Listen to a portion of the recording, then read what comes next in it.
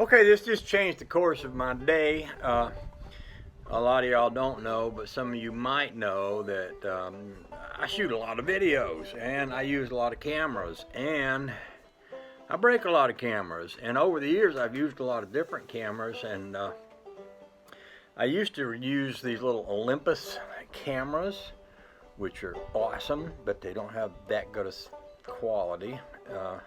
I've tried using some GoPro cameras. They have their advantages and disadvantages. What I finally decided on as the best camera is this one. This is the little Osmo pocket camera.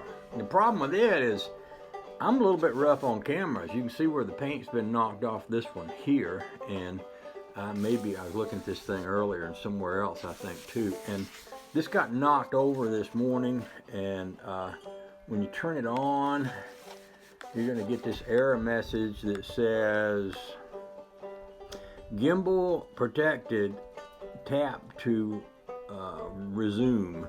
And so if I tap that, it goes through all these things where it's trying to wiggle, but you notice it's like not wiggling, and then it stops and it's sideways and it's pointing off that way, and I get the same message again. If I hit it again, it does the same thing again. Apparently it's locked in that position, and I've apparently bent or broke something. Now this is not the first time this has happened.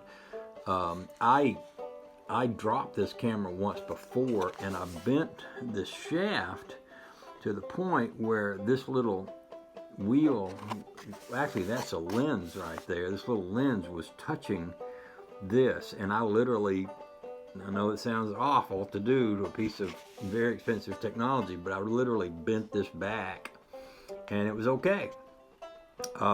Which I was lucky that time because I didn't have to send it in to be repaired. Right now it's stuck pointing up. This thing, I think this thing should just be pointing up in the sky like that. But see, you can see a scratch right there. So apparently when it got knocked off this morning, it might have landed and hit that thing right there. Anyway, it's broke. There's a way to reset the gimbal in here. I tried doing that. That wouldn't work either. Basically, every time I tried to reset it, it would give me the same error message. Basically, keep telling me the same thing. So, I'm sending it back to the factory to be repaired. And in the meantime, I'm going to have to use some other camera. Now, probably the best camera that I have to get by with until this gets back is this one, my phone, because my phone shoots the best picture of anything I have. However, your phone batteries don't last very long, and you have a limited amount of space inside them, and they're fragile too. You know, they're easy to break and things. You can put a case on them, but you still can break one pretty easily. I've got I still have a couple of those old Olympus cameras, but the quality isn't that great, and so what I'm probably going to fall back on is my phone and the GoPro Hero 4 that Josh gave me a while back, and you skip by with those till I can get me another camera. And along those lines, I decided as many videos as I shoot,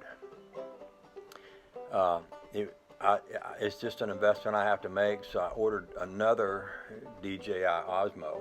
Now, just looking online, they actually make an underwater case that completely encases the whole camera, including having a little bubble around that gimbal lens mechanism there. So they're kind of expensive too, but I'm thinking about, well, maybe I'll order one of those and put, you know, my new camera I ordered a warranty on. So what I'll do is maybe when I get my old camera back, I'll put it inside one of those cases and try using that when I'm recording. I can see some difficulties that might cause. For example, that might create a situation where if the sun is hitting the glass case, it could create a reflection, which could make a weird picture, or there was something in there about the thing fogging up and things of that nature. These are apparently underwater cases. So I don't know what I'm going to do. I do know I've ordered already the new camera. I told the guy at DJI, get it to me as quick as you can because I use these things every day.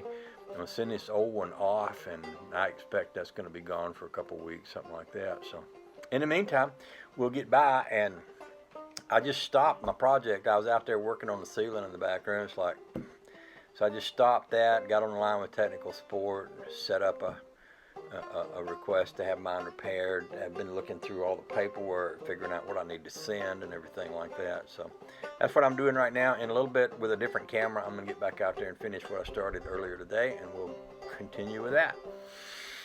In the meantime, y'all have a great day. I don't know if you remember, this is my Deadeye Dan shirt.